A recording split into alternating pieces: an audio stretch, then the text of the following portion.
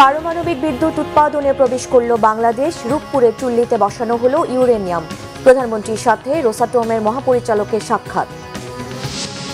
অর্থের অভাবে কেউ যেন ন্যায় বিচার থেকে বঞ্চিত না হয় নিশ্চিতের চেষ্টা করছে সরকার, বললেন প্রধানমন্ত্রী। ন্যায়ভিত্তিক মানবিক রাষ্ট্র গড়ার ঘোষণা।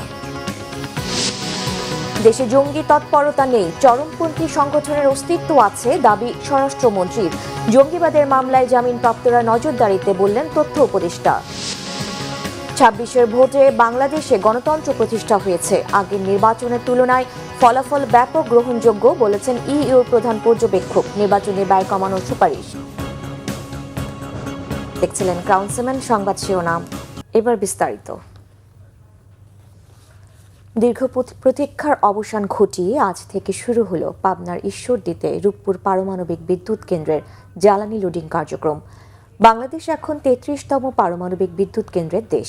বিকেলে জ্বালানি লোডিং কার্যক্রমে শুরু হয়। অনুষ্ঠানে ডাক ও টেলিযোগাযোগ বিভাগ, তথ্য ও যোগাযোগ প্রযুক্তি বিভাগ এবং বিজ্ঞান ও প্রযুক্তি মন্ত্রী ফকির মাহবুব আনাম, বিজ্ঞান ও প্রযুক্তি মন্ত্রণালয়ের সচিব আনোয়ার হোসেন, রোসাটমের মহাপরিচালক এলেক্সি লিকাসোভ ও আন্তর্জাতিক পরমাণু শক্তি সংস্থার মহাপরিচালক রাফায়েল গ্রোসি সহ সংশ্লিষ্টরা উপস্থিত ছিলেন। প্রকল্প সংশ্লিষ্টদের আশা, জ্বালানি লোডিং সফলভাবে সম্পন্ন হলে প্রথম ইউনিট থেকে প্রাথমিকভাবে আগস্ট-সেপ্টেম্বরে অন্তত ৩০০ মেগাওয়াট বিদ্যুৎ জাতীয় গ্রিডে যুক্ত হবে, যা দেশের বিদ্যুৎ চাহিদা পূরণে গুরুত্বপূর্ণ ভূমিকা রাখবে। পাবনার ঈশ্বরদের পদ্মা নদীর তীরে অবস্থিত এই বিদ্যুৎ কেন্দ্রের ইউনিট ১-এর ডিজাইন ও নির্মাণ লাইসেন্স পাওয়ার পর ২০১৭ সালে ৩০ নভেম্বর মূল নির্মাণ কাজ শুরু হয়। চলতি মাসের ১৬ তারিখে বাংলাদেশ পরমাণু শক্তি নিয়ন্ত্রণ কর্তৃপক্ষ প্রথম ইউনিটের জন্য কমিশনিং লাইসেন্স প্রদান করে। প্রধানমন্ত্রী তারেক রহমানের সঙ্গে সৌজন্য সাক্ষাৎ করেছেন রাশিয়ার রাষ্ট্রীয় পরমাণু শক্তি সংস্থা রোসাটমের মহাপরিচালক অ্যালেক্সি লিকাচেভ। মঙ্গলবার সকাল ১০টায় সচিবালয়ের মন্ত্রী পরিষদ বিভাগের প্রধানমন্ত্রীর দপ্তরে এই সাক্ষাৎ অনুষ্ঠিত হয়। এ সময় তাঁরা রূপপুর পরমাণু কেন্দ্রের বিভিন্ন দিক নিয়ে কথা বলেন। পরমাণু কেন্দ্র স্থাপনে সহায়তা করায় রাশিয়াকে ধন্যবাদ জানান প্রধানমন্ত্রী তারেক রহমান। এই প্রকল্পে রাশিয়ার সহায়তা অব্যাহত থাকবে বলে আশা করেন তিনি। রোসাটমের মহাপরিচালক অ্যালেক্সি লিকাসেভ বলেন, বাংলাদেশে পরমাণু বিদ্যুৎ কেন্দ্র দেশের চাহিদা মেটাতে ভূমিকা রাখবে।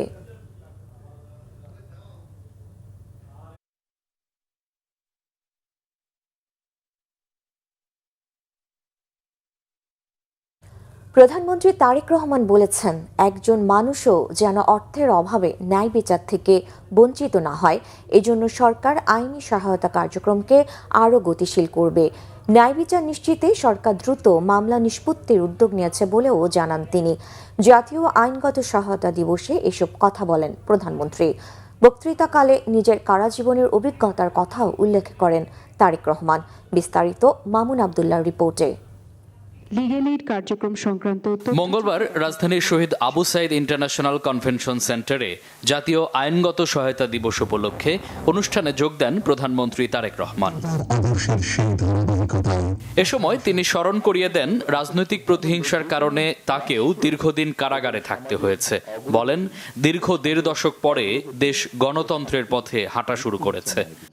রাজনৈতিক প্রতিহিংসার শিকার হয়ে আমাকেও দীর্ঘদিন কারাগারে থাকতে হয়েছে। তখন আমি নিজে কারাগারে এমন অনেককে দেখেছি যারা শুধুমাত্র আর্থিকভাবে অসচ্ছল হওয়ার কারণে বছরের পর বছর ধরে বিনা বিচারে কারাগারে থাকতে বাধ্য হচ্ছেন বা হয়েছেন। যে রাষ্ট্রে আইনের শাসন, ন্যায় বিচার এবং মানবাধিকার নেই, সেই দেশ কখনো একটি গণতান্ত্রিক মানবিক রাষ্ট্র হতে পারে না বা হয়ে উঠতে পারে না।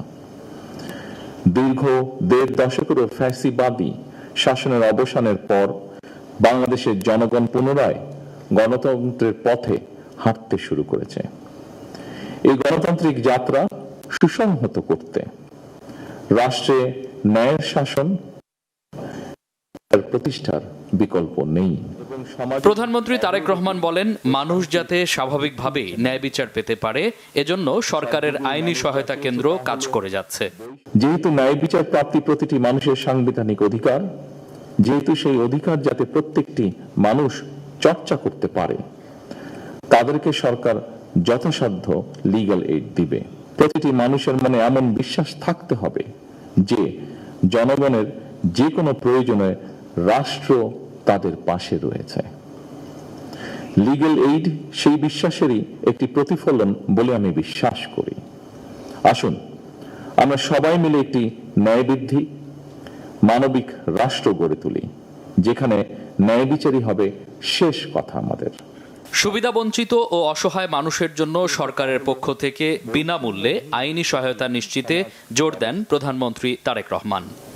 একজন মানুষও যাতে অর্থের অভাবে অ্যাক্সেস টু জাস্টিস থেকে বঞ্চিত না হয়, সেই লক্ষ্যকে সামনে রেখে সরকার লিগ্যাল এইড কর্মসূচি অব্যাহত রেখেছে। একজন ভুক্তভোগী টাকার অভাবে আইনজীবী সহায়তা নিতে পারবে না, এমনটা যেন না হয় সেটি সরকার চেষ্টা করবে সর্বতোভাবে নিশ্চিত করতে। আর্থিকভাবে সামর্থ্যবান নয় এমন মানুষদের জন্য অ্যাক্সেস টু জাস্টিস নিশ্চিত করতে সরকার সুনির্দিষ্ট পরিকল্পনা গ্রহণ করেছে। আইনি সহায়তা প্রদানে প্রযুক্তির সর্বোচ্চ ব্যবহার এবং সমাজের সকল স্তরে ন্যায় বিচার নিশ্চিতের প্রত্যয় ব্যক্ত করেন সরকার প্রধান। বইয়ে নয়, এটি প্রতিটি মামুন আব্দুল্লাহ, বাংলা ভিশন, ঢাকা। দর্শক, পাবনার রূপপুরে আছেন বিশেষ প্রতিনিধি রিশান নাসরুল্লাহ। সরাসরি কথা বলবো তার সাথে। রিশান, রূপপুর পারমাণবিক বিদ্যুৎ কেন্দ্রে ফুয়েল লোডিং এর বিষয়ে বিস্তারিত জানাবেন।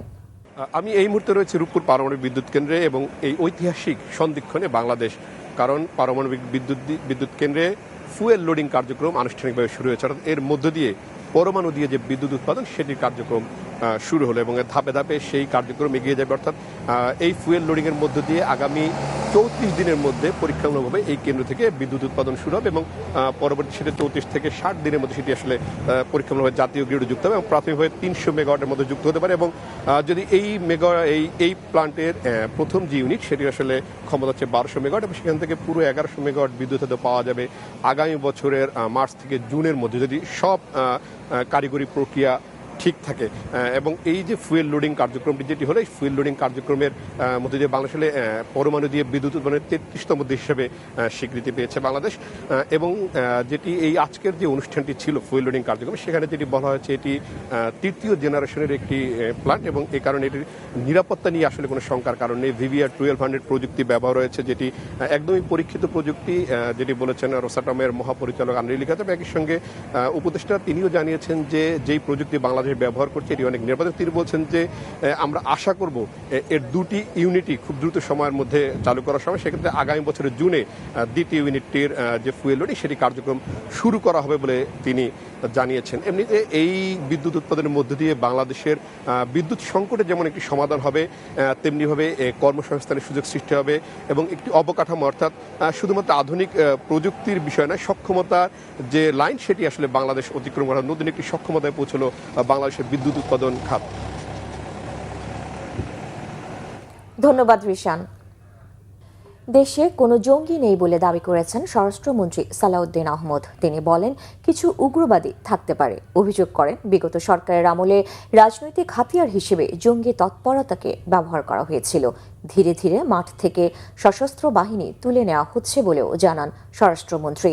রাষ্ট্রের গুরুত্বপূর্ণ স্থাপনায় উগ্রবাদীদের হামলার আশঙ্কায় পুলিশ সদর দপ্তরে দেয়া চিঠি নিয়ে গেল কদিন ধরেই নিরাপত্তা জোরদার ও সতর্ক থাকার কথা বলে আসছিল আইনশৃঙ্খলা বাহিনীর সদস্যরা। স্বরাষ্ট্রমন্ত্রীর দাবি, এই ধরনের চিঠির বিষয়টি সত্য নয়, তবে দেশে কিছু উগ্রবাদীদের অস্তিত্ব থাকলেও জঙ্গি তৎপরতা নেই এমন দাবি তাঁর। জঙ্গি তৎপরতা বিগত ফ্যাসিস্ট সরকারের একটি কৌশল ছিল বলেও অভিযোগ করেন সালাউদ্দিন আহমদ। সশস্ত্র বাহিনীর সদস্যদের মাঠ থেকে ব্যারাকে ফেরানোর প্রক্রিয়াও চলমান বলে জানান স্বরাষ্ট্রমন্ত্রী। এর আগে সকালে কোস্ট গার্ডের 31তম প্রতিষ্ঠাবার্ষিকী ও পদক প্রদান অনুষ্ঠানে প্রধান অতিথি হিসেবে বক্তব্য দেন স্বরাষ্ট্রমন্ত্রী। বলেন, বাহিনীটিকে আরও আধুনিক করতে জনবল বাড়ানো সহ নানা উদ্যোগ নিয়েছে সরকার।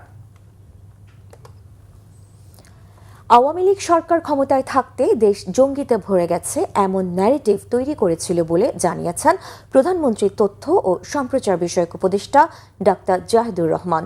দেশে জঙ্গি আছে স্বীকার করলেও এই নিয়ে খুব বেশি উদ্বিগ্ন হওয়ার কিছু নেই বলে মন্তব্য করেন তিনি।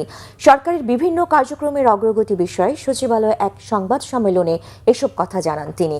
উপদেষ্টা জানান, অন্তর্বর্তী সরকার কিছুটা গা ছাড়া থাকায় উদ্ভট বিভিন্ন ইস্যুতে যখন তখন রাস্তা অবরোধ হয়েছে। এখন আর সেই পরিবেশ নেই। দেশে জঙ্গিবাদের অভিযোগে জেল খাটার পরও এখন যারা জামিনে আছেন তাদের নজরদারিতে রাখার কথা জানান তিনি। বলেন, স্বাস্থ্য খাতকে সর্বোচ্চ গুরুত্ব দিচ্ছে সরকার। চলমান হাম ক্যাম্পেইনে 94 লাখের বেশি শিশুকে টিকা দেওয়া হয়েছে। সীমান্ত হত্যা 75% হ্রাস পেয়েছে জানিয়ে তিনি বলেন, এটা শূন্যের কোটায় নামিয়ে আনতে ভারতকেও এগিয়ে আসতে হবে। বাংলাদেশে ত্রয়োদশ জাতীয় নির্বাচন নিয়ে ইউরোপীয় ইউনিয়নের চূড়ান্ত পর্যবেক্ষণ প্রতিবেদন প্রকাশ হয়েছে। নির্বাচনকে সামগ্রিকভাবে শান্তিপূর্ণ ও প্রতিযোগিতামূলক বলা হলেও সামনে আনা হয়েছে একাধিক গুরুত্বপূর্ণ সংস্কারের সুপারিশ। ইইউ জানিয়েছে, এসব সুপারিশ বাস্তবায়নে বাংলাদেশের সঙ্গে কাজ করতে তারা প্রস্তুত রয়েছে। মঙ্গলবার রাজধানীর একটি হোটেলে এসব তথ্য জানান ইউরোপীয় ইউনিয়নের প্রধান পর্যবেক্ষক আইভার্স ইজাবস। ইউরোপীয় ইউনিয়নের পর্যবেক্ষক দল বলছে, নির্বাচন ছিল অংশগ্রহণমূলক, পেশাদারভাবে পরিচালিত এবং বেশিরভাগ ক্ষেত্রে গ্রহণযোগ্য। তবে ইতিবাচক চিত্রের পাশাপাশি উঠে এসেছে কিছু গুরুত্বপূর্ণ চ্যালেঞ্জও, বিশেষ করে নির্বাচনী ব্যয়ের স্বচ্ছতা, আইনি কাঠামো দুর্বলতা এবং ভোট গণনার প্রক্রিয়া নিয়ে রয়েছে সুপারিশ। প্রতিবেদনে বলা হয়েছে, নির্বাচনী ব্যয়ের ওপর কার্যকর নিয়ন্ত্রণ না থাকলে তা গণতান্ত্রিক প্রক্রিয়াকে প্রভাবিত করতে পারে। তাই ব্যয়ের হিসাব বাধ্যতামূলক ও নিরীক্ষাযোগ্য করার উপর জোর দিয়েছে ইইউ। দেশের হাম ভাইরাসের প্রকোপ কমছেই না। হাম উপসর্গে গত 24 ঘন্টায় সারা দেশে অন্তত 9 জনের মৃত্যু হয়েছে। এর মধ্যে ময়মনসিংহ মেডিকেলে 3, সিলেটে 3 ও বরিশালে 2 শিশুর মৃত্যু হয়েছে। তারা হলো গৌরীপুর উপজেলার 7 মাসের ছেলে শিশু, জামালপুর মাদারগঞ্জের 4 মাসের মেয়ে শিশু ও নেত্রকোনা দুর্গাপুরের 5 মাসের ছেলে শিশু। এ নিয়ে হাসপাতালটিতে এ পর্যন্ত মোট 20 শিশুর মৃত্যু হলো। হাসপাতালের আইসোলেশন ওয়ার্ডে নতুন করে ভর্তি হয়েছে আরও 32 জন। আইসোলেশন ওয়ার্ডে এখন চিকিৎসাধীন 74 শিশু। হাসপাতাল কর্তৃপক্ষ জানায়, গত 17 মার্চ থেকে এ পর্যন্ত হামের লক্ষণ নিয়ে ময়মনসিংহ মেডিকেল কলেজ হাসপাতালে মোট 925 শিশু ভর্তি হয়েছে। গত 24 ঘন্টায় চট্টগ্রাম জেলায় হামের উপসর্গ নিয়ে সরকারি বেসরকারি বিভিন্ন হাসপাতালে নতুন করে আরও 13 শিশু বিভিন্ন হাসপাতালে ভর্তি হয়েছে। এখন পর্যন্ত চট্টগ্রামে হাম শনাক্ত হয়েছে 78 জনের। এখন পর্যন্ত হামের উপসর্গ নিয়ে চট্টগ্রামে চিকিৎসাধীন অবস্থায় 1 শিশুর মৃত্যু হয়েছে। নোয়াখালীর 250 শয্যা জেনারেল হাসপাতালে গত 24 ঘন্টায় নতুন করে ভর্তি হয়েছে 17 জন। বর্তমানে ভর্তি আছে 58 জন। নোয়াখালী জেনারেল হাসপাতালে 2টি আইসোলেশন সেন্টারে 40টি শয্যা রয়েছে। অধিক রোগী হওয়ায় বাকিদের চিকিৎসা নিতে হচ্ছে মেঝেতে। এই ছিল এখনকার মতো। পরের সংবাদ সন্ধ্যা 6টায়। এর আগে 5টায় রয়েছে নিউজ টপ 10 দেখার আমন্ত্রণ রইল। এছাড়া বাংলা ভিশন সংবাদ ও সংবাদ সংশ্লিষ্ট অনুষ্ঠান দেখতে ভিজিট করুন www.vvnews24.com ও facebook.com/banglavisionnews এবং সাবস্ক্রাইব করুন youtube.com/banglavisionnews। ধন্যবাদ।